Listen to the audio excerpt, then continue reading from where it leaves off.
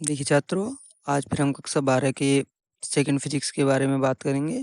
पिछली वीडियो में भाग 1 के बारे में बताया था। तो स्टार्ट करते हैं। फिजिक्स सेकंड चैप्टर नंबर 9 भाग 2। देखिए सबसे पहले जानेंगे प्रकाश का अपवर्तन।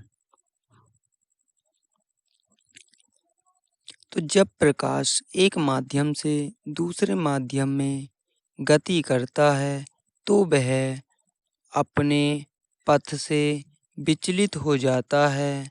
इस घटना को प्रकाश का अपवर्तन कहते हैं। एक माध्यम से दूसरे माध्यम में विचलित होने का जो घटना है वो हमारा प्रकाश का अपवर्तन कहलाता है।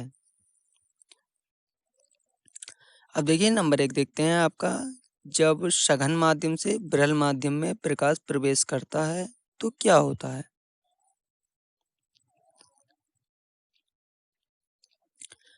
तो देखिए जब प्रकाश किरण किसी सघन माध्यम से विरल माध्यम में प्रवेश करती है तो वह अपने अभिलंब से दूर हट जाती है।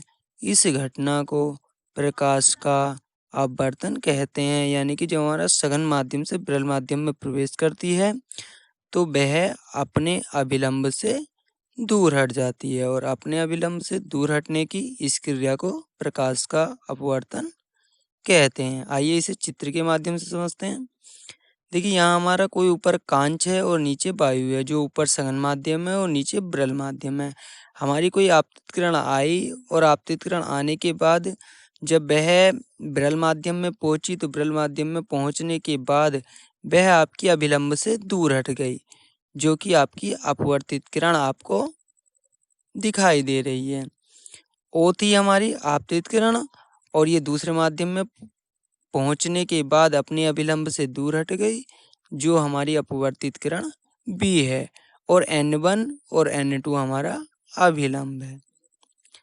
देखिए नंबर 2 देखते हैं। जब प्रकाश विरल माध्यम से सघन माध्यम में प्रवेश करता है तो क्या होता है।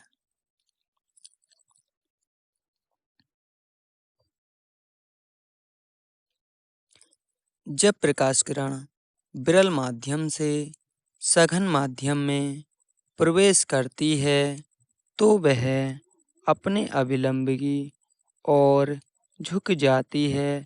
इस घटना को प्रकाश का अपवर्तन कहते हैं। यानी कि जो हमारा विरल से सघन माध्यम में प्रकाश प्रवेश करता है तो वह अपने अभिलंब की ओर झुक जाती है।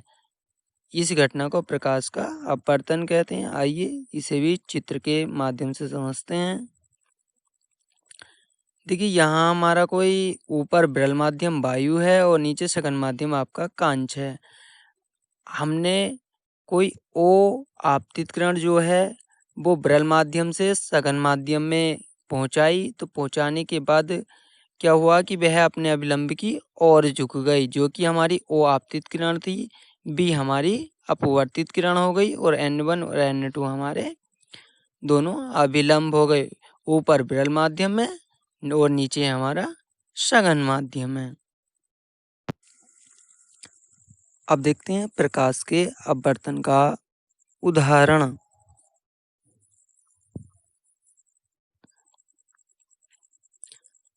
देखिए इसका सबसे अच्छा उदाहरण है जब एक पेंसिल को पानी से भरे गिलास में रखा जाता है तो पेंसिल टेढ़ा दिखाई देता है। हमने कोई गिलास लिया और गिलास लेने के बाद उसमें आपका थोड़ा जल भर लिया और जल भरने के बाद उसमें कोई आपकी पेंसिल खड़ी कर दी। खड़ी करने के बाद वह हमें पानी से ऊपर की सतह पर आपकी आड़ी यानी कि मुड़ी हुई दिखाई देगी, जैसे कि आपको चित्र में दिखाई दे रही है। अब देखते हैं प्रकाश के अपवर्तन के नियम। तो देखिए प्रकाश के अपवर्तन के दो नियम हैं। नियम नंबर 1 है आपतित किरण, अपवर्तित किरण तथा आपतन बिंदु पर अभिलंब तीनों एक ही तल में होते हैं, यानी कि आपतित किरण भी, अपवर्तित किरण भी और आपतन बिंदु पर अभिलंब जो होगा वो हमारे तीनों एक ही तल में होंगे। ये है हमारा नियम नंबर 1। आइए इसे भी चित्र के माध्यम से समझते हैं। तो देखिए यहाँ हमारी O आपतित किरण तथा जो B अपवर्तित किरण है और हमारा जो N1 N2 यानी कि आपका अभिलंब है, तीनों हमारे एक तल पर हैं और वो है तल है हमारा A, जैसे कि आपको चित्र में दिखाई दे रहा है। आइए नियम नंबर 2 देखते हैं। किन्हीं दो माध्यमों के लिए तथा एक ही रंग के प्रकाश के लिए आपतन कोण तथा अपवर्तन कोण का अनुपात एक नियतांक होता है। यदि आपतन कोण I तथा अपवर्तन कोण R हो तो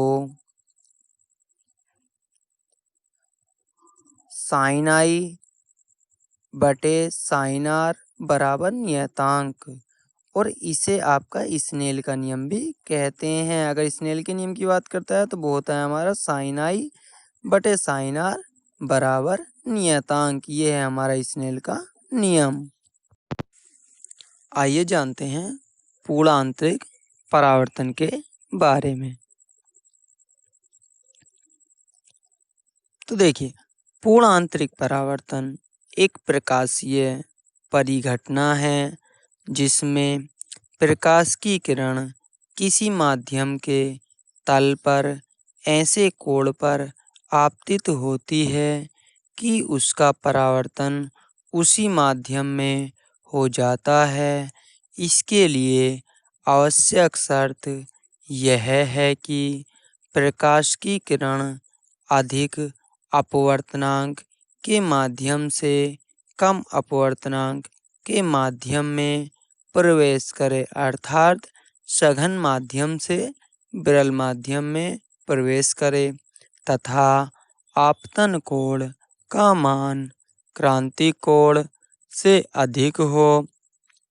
प्रकाशीय तंतुओं का कार्य पूर्ण आंतरिक परावर्तन के सिद्धांत पर ही आधारित है। देखिए, पूर्ण आंतरिक परावर्तन में हमारी एक कंडीशन है कि जो हमारी प्रकाश की किरण है वह सघन माध्यम से विरल माध्यम में ही प्रवेश करनी चाहिए। आइए इसे भी चित्र के माध्यम से समझते हैं। तो देखिए, ये हमारा पूर्णांतरिक परावर्तन का जो है चित्र है, जो लाल एवं पीली रेखाएं दिखाई दे रही हैं, ये आपका पूर्ण आंतरिक परावर्तन है। आइए अब जानते हैं लेंस की क्षमता के बारे में।